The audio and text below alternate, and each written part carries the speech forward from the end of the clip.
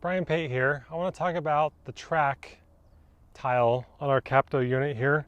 So if I click on the track, there's some options in here. Again, there's the info button at the top. That's going to give us some information of what's going on in this tile, so you could read through that. But if we look at the right-hand side of the screen, there's a path and a track button. If I click just the track button, which is going to give me a blue line, what that's going to be in my little setup station here, as I set up to this little golfer's toolbox, as I made my stroke back, if there was a laser pointing right out the end of my putter shaft, or kind of the sweet spot, this is going to point right at my yellow string right here. On the way through, that's going to point right at my yellow string on the way through as well. So the blue is kind of what angle is my laser pointing through the stroke. Now it could be in to out, it could be out to in, it could kind of be straight back, straight through from the plane that my shaft is moving on. So I have the golfer's toolbox here, and you can see if I slide my putter along the golfer's toolbox, the shaft is going straight back, straight through. But if I set up with my blade right in the middle and then take it in the backstroke and pause, yeah, the shaft's going to be pointing at the rope or the string, but the sweet spot's going to be slightly up and inside. As I come down, there's going to be the sweet spot back on the golf ball. As I travel through, that head's going to work kind of up and inwards on the way through. So what we could do is kind of visualize this little Visio template behind me. You might have seen one of these around as well, but there's going to be a target line or a gray line right through the middle of the template. That right there is going to match the string on the ground. Now what starts to happen, if I grab my little iPad back here and click on the path, this is kind of a representation from a 3D movement of the putter into a 2D perspective. So if I was putting this with my putter starting right in the middle and moving this up and in, the blade's going to move up and inwards, and on the path there's going to be this little black arc that kind of goes in to in, and that's going to be our orange and yellow line if we select the path. So the yellow is going to be our takeaway, the orange is going to be on the way through. Now there's some options in here.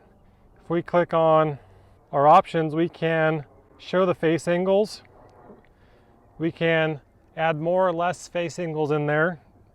If we have the face angle selected, if we see green, the face is going to stay straight to where my track is going. So if I was just holding this up and down in front of me and moving the putter back and forth, that blade isn't moving and the putter shaft is staying relatively flat to the ground.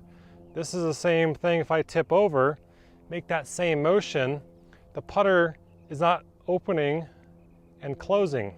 Now if I was opening it in the backstroke too much relative to this path, that's going to give me a red line. If I close it too much in the backstroke, that's going to give me a blue line. The green is going to be a face that's staying relatively square to the path. So let me put this down here, just trying to look to see anything else. There's a bunch of different numbers on here, but just I want to talk about the concepts mainly here. Now if I have this little hula hoop that's cut in half with some spikes on the end, I'm going to put that right at the bottom or the 0 mark. I have the hula hoop touching the right side of the golfer's toolbox over here, and I have the hula hoop touching the left side of the golfer's toolbox on the front end. And there's our stroke. So what we could see in this little scenario is, here's how my putter's working. My putter's working kind of on this little circle at the bottom. Now a good mentor of mine kind of mentions a pizza slice.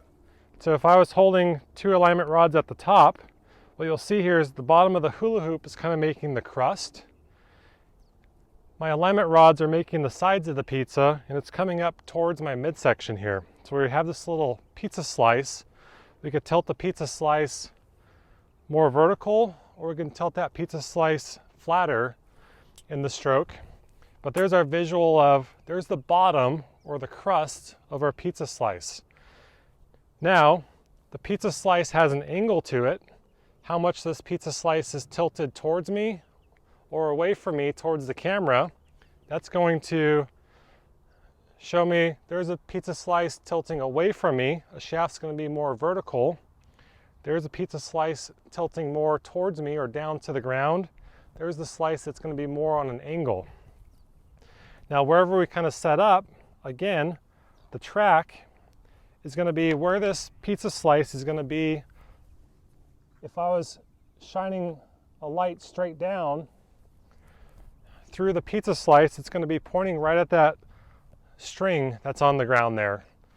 But the path, as I move this putter, that putter is going to go up and inwards, back down to the golf ball, back up and inwards. So our track, where this laser is going to be pointing out of the shaft, we want to have that pretty neutral, pretty straight. The path is going to be the 2D representation. If I was shining a light kind of down from top, and you can kind of see with the shadow on the ground that it's starting to make an arc with the shadow of the sun going through the hula hoop. We have the golfer's toolbox is making a straight line, and the shadow is making a curved line. So as we move this putter on kind of a straight back, straight through plane, or keep our pizza slice moving relatively back and through, as opposed to wobbling around, that would kind of look like this. Pizza slice would be moving on one plane, as opposed to changing up the pizza slice. The putter is doing something on the bottom of it because we're holding the putter by the grip and we're moving this, and this is starting to form a radius kind of from my sternum out to the putter. As I turn back and through, the radius is staying kind of constant. I'm not stretching out on the through swing, and I'm not stretching on the backstroke. If I was stretching, well, yeah, I could keep my putter more on top of the string, but then I'm going to have to bring it back in and then stretch it back out to keep it on top of that string. So putters don't work straight back, straight through with the face. You might think that the shaft works straight back, straight through from your perspective, but that end, this guy right here, is swinging on a slight little arc. So I just want to talk about how Capto refers to the track, or where the laser is pointing. Hopefully it's kind of close to our intended start line.